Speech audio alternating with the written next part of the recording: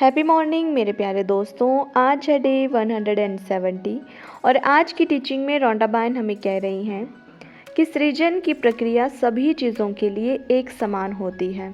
चाहे आप किसी भी चीज़ को अपने जीवन में लाना चाहते हो या किसी नकारात्मक चीज़ को अपने जीवन से हटाना चाहते हो, the process of creation is same for everything. Whether you want to bring something to you और remove something negative from your life, दोनों आपके हाथों में है।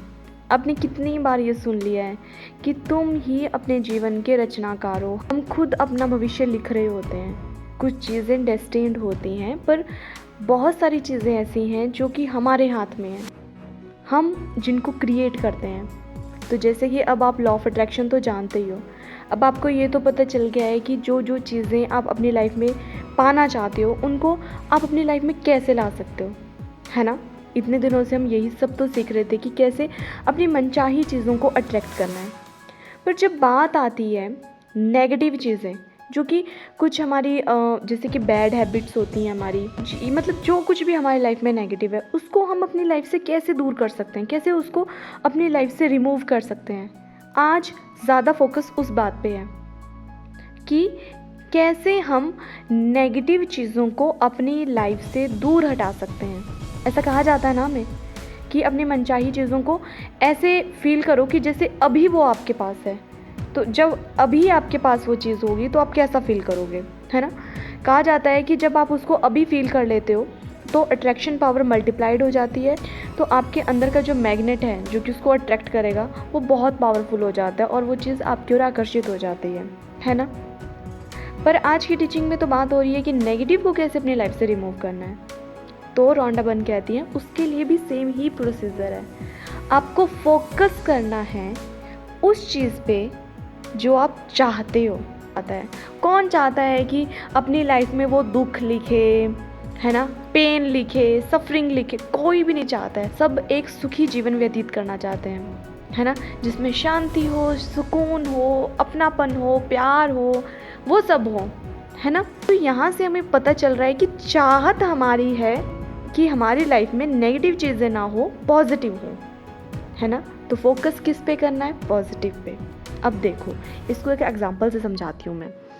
कुछ बैड हैबिट्स होती हैं हमारी, बुरी आदतें होती हैं, जैसे कि कोई एक्सेसिव अल्कोहल लेता है। मान लो कि किसी को सिगरेट पीने की आदत है, तो सबको पता है कि गुटखा, सिगरेट, तंबाकू ये सब ऐसी चीज़ें हैं जो कि हमारी हेल्थ के लिए अच्छी नहीं है, सब जानते हैं, है ना।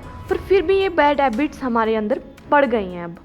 अब हैबिट्स ऐसी होती हैं कि जब किसी चीज़ की लत लग जाती है ना तो उसको छोड़ना थोड़ा सा मुश्किल हो जाता है, चैलेंजिंग हो जाता है।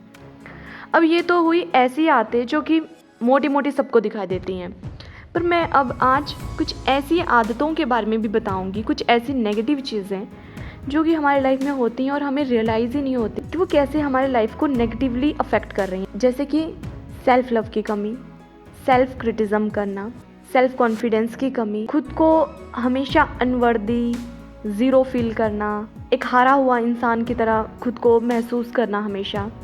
या कई बार ऐसी आदत होती है कि कुछ अच्छा भी हो रहा हो ना तो उसके अंदर भी कुछ नेगेटिव ढूंढ ही लेना, मतलब नेगेटिव देखने की आदत इन शॉर्ट कहा जाए। तो ये कुछ ऐसी आदतें हैं जो कि हमारी लाइफ को कभी भी अच्छी दिशा में नहीं लेके जाएंगी। जैसे कि मान लो कोई काफ़ी लंबे समय से किसी एग्ज़ाम की तैयारी कर रहा है पर नहीं हो पा रहा है, मतलब क्लियर नहीं हो पा रहा है ना। तो एक टाइम ऐसा आता है कि सेल्फ कॉन्फिडेंस की कमी हो जाती है, लगता है कि शायद होगा ही नहीं हमसे। कई बार बाहर की सोसाइटी हमें कहती है ऐसा, रिश्तेदार कहते हैं कि तुमसे नहीं हो पाएगा, तुम छोड़ दो। कई बार हम उनकी बातों में आ जाते हैं, हमें लगता है कि सच में नहीं हो पाएगा।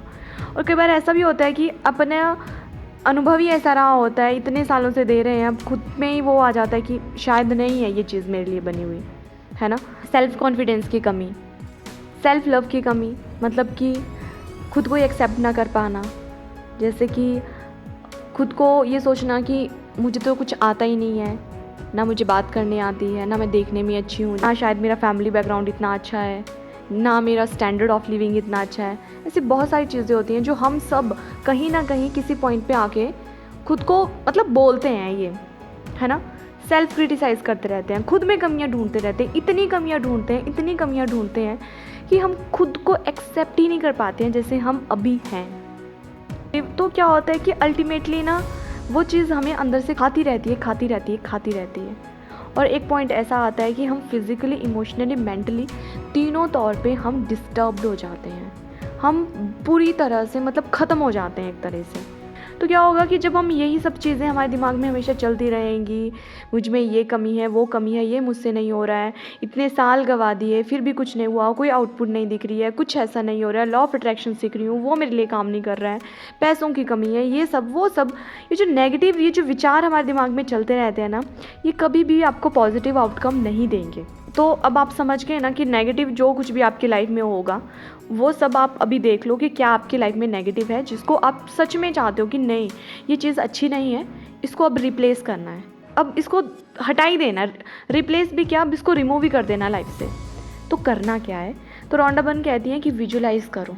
अब विजुलाइज़ क्या करना है, विजुलाइज़ करना है खुद को, जो अभी आपके अंदर नेगेटिविटी है, जो अभी आप बैड हैबिट्स में अभी जी रहे हो, जब वो आपकी लाइफ में नहीं होगी तो आपकी लाइफ कैसी होगी, वो विजुलाइज़ करना है। मान लो कोई सिगरेट बहुत पीता है, ठीक है, या कोई शराब बहुत पीता है, या कोई ऐसी आते हैं जैसे कि प्रोकास्टिनेट करते रहना, चीज़ों को खींचते रहना लंबे समय तक, है ना, मतलब हर चीज़ में ना करते रहना, या ऐसा कि सेल्फ कॉन्फिडेंस की कमी, सेल्फ लव की कमी।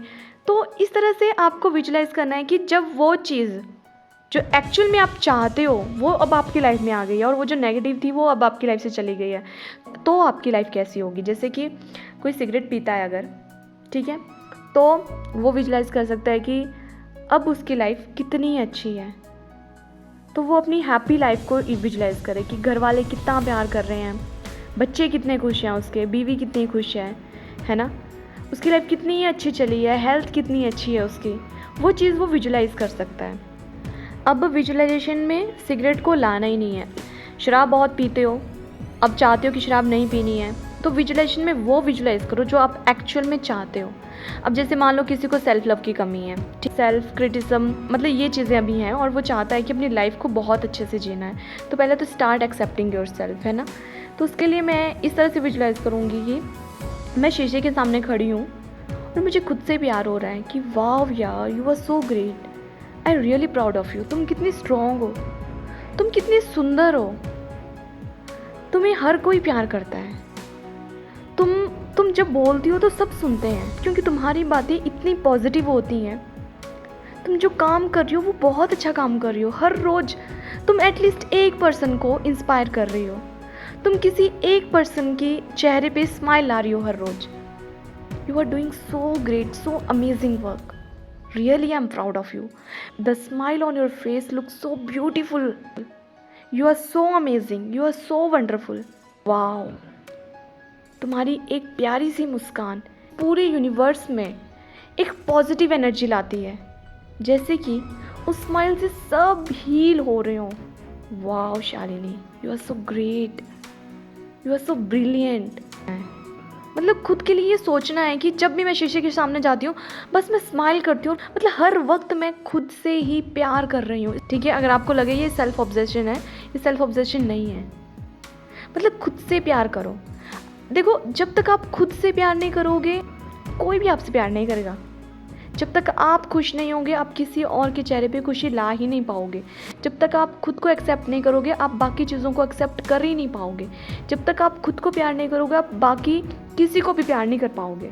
सब ऊपरी ऊपरी तौर पे होगा, कभी भी कुछ दिल से नहीं होगा। इसलिए अपनी विजुअलाइजेशन में हर उस चीज़ को विजुअलाइज करो, एक स्क्रिप्टिंग कर लो उसकी कि क्या आपको चाहिए। अब देखो, किसी का एग्ज़ाम नहीं क्लियर हो रहा है तो वो इस तरह से विजुअलाइज कर सकता है कि वाओ, वंडरफुल, अमेजिंग, कि मतलब मेरा एग्ज़ाम क्लियर हो गया है, मैं अपने गांव में आ रही हूँ तो सब लोग ऐसे हार मालाएं के खड़े हुए हैं, बैंड बाजा बज रहा है साइड में सब। बस मैं जैसे किसी गाड़ी में आई, मैं उतरी तो मेरे मम्मी पापा सामने खड़े हुए हैं, मम्मी ने हाथ में पूजा की थाली पकड़ी हुई है, आरती उतारते उतारते मतलब उनकी आंखों में आंसू आ गए और मेरी भी आंखों में आंसू हैं।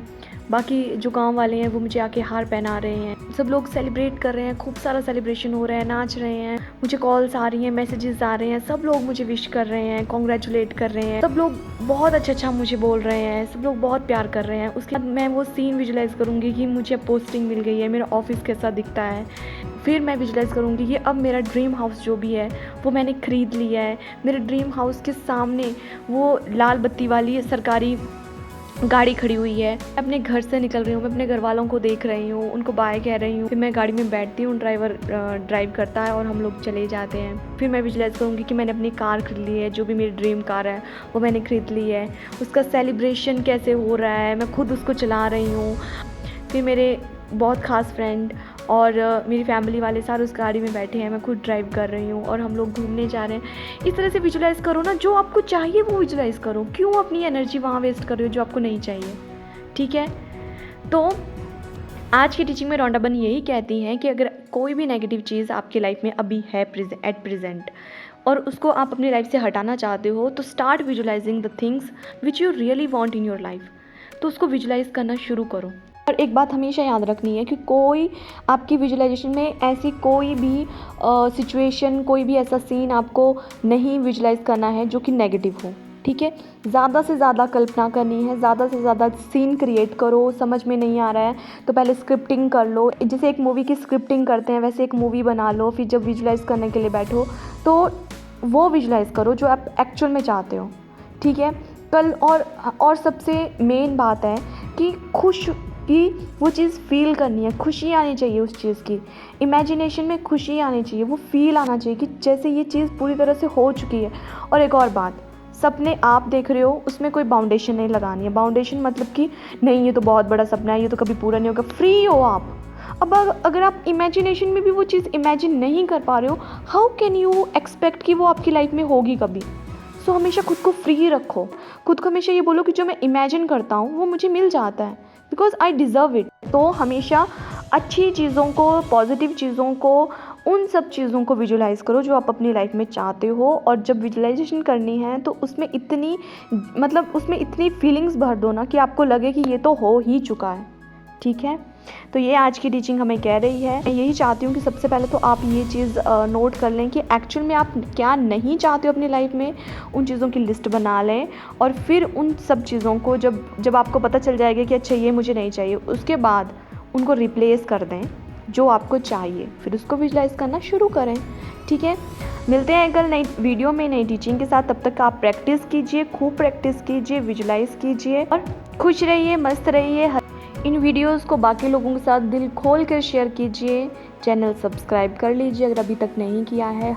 और जिनका भी आज जन्मदिन है उन सबको मेरी ओर से जन्मदिन की ढेरों ढेरों शुभकामनाएं। हम सबका दिन मंगलमय हो और अंत में मेरे साथ कहें सबका मंगल हो।